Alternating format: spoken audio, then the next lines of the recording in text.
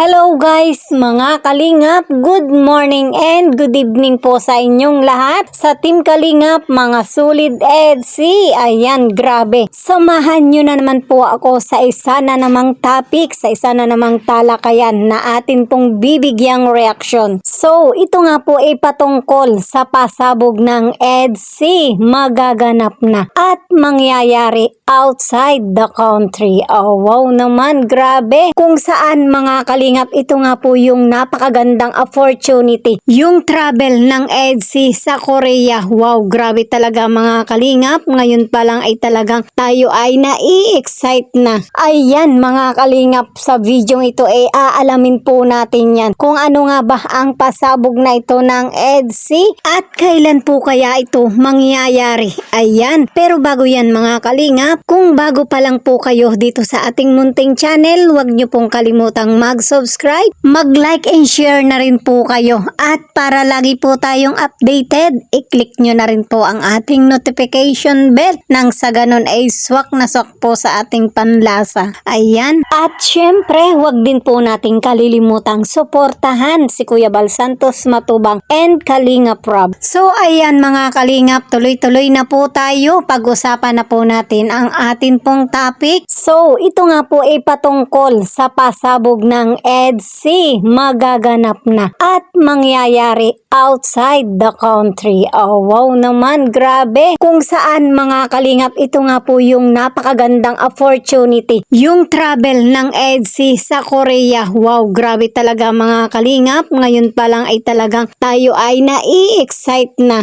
Ayan, grabe. Kahit nga po sa kabila ng napakaraming issue na dumarating nga po sa EDC, mga pambabash, mga issue ng mga basher kay Kalingap Edu, kay Viancy, talaga naman pong tuloy-tuloy pa rin po ang mga blessing na dumarating, ang mga magagandang opportunity. Isa na nga po dito mga Kalingap, yung pinakahihintay po nating lahat, yung makarating ang EDC sa Korea. Wow, grabe, diba? At ito nga po mga Kalingap, isa sa mga pinapangarap nga po ng EDC, ni Habi at ni Wi-Fi. Yung marating po nila, yung iba't ibang panig ng bansa, at isa na nga po dito yung Korea. Wow, grabe, diba? At ito nga po mga Kalingap ay mangyayari sa buwan nga po ng April, kung saan si Viancy nga po ay bakasyon na. At masayang masaya po tayo sa ganitong opportunity ng EDC. At syempre mga Kalingap, sa kabilang banda, sa panahon nga po na magkakaroon nga po ng katuparan ang mga kaganapang ito, naiisip nga po natin ano kaya ang mga kaganapan na mangyayari, or dito na ba magaganap yung pasabog ng EDC ni Papa Eds? Yung pagpo-propose ni Papa Eds para kay Wi-Fi. Wow, grabe, diba? Nakaka-excite na. At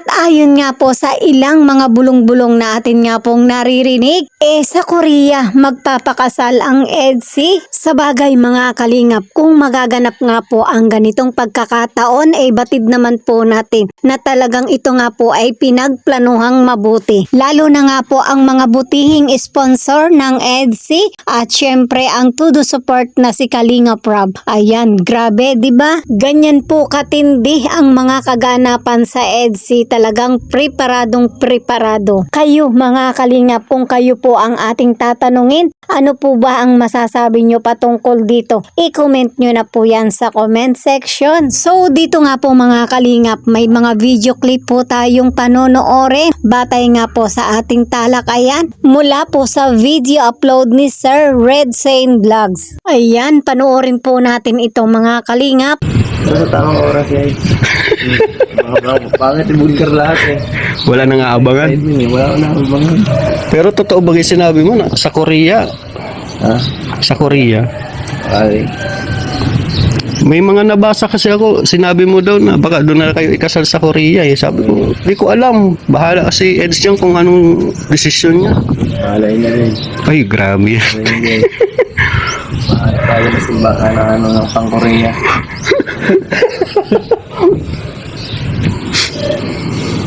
Ganda dun. Ganda dun.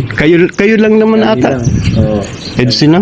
Yes. Sino kasama mo? Si Kalingap Rob, yung mag-asawa.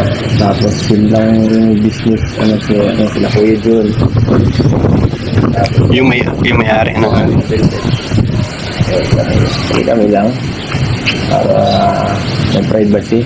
Grabe naman. Privacy na yun.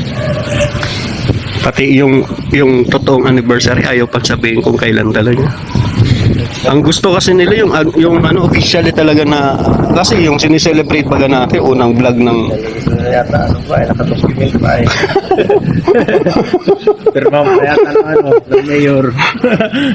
guys, minsan daw, nakita kayo ni Beyonce sa ano, saan yun? Yung kumuha ng Sinumar ba yun? Ewan ko lang. Ewan ko bakit na ano yun? Sinumar. Bihira siya nag-update dyan. Si Kuya Jens daw. Nakita Kuya Jens. Pambihira si Kuya Jens ah. Kung ano-ano pag-ano ni Kuya Jens ah. Grabe mag-espiya. Grabe. Sabi ko, bakit na punta sa kay Kuya Jens? Jomcar yung inaano no? Ba't napunta sa EDSI? Natsambahan daw na nakita kayo doon. Pambihira. Kinuha lang guys. Una ko na kinuha. Ayan guys, nag-usap kami about sa ano, bahay ni Eds kasi kulang pa ang ano, kulang pa ang Ayos.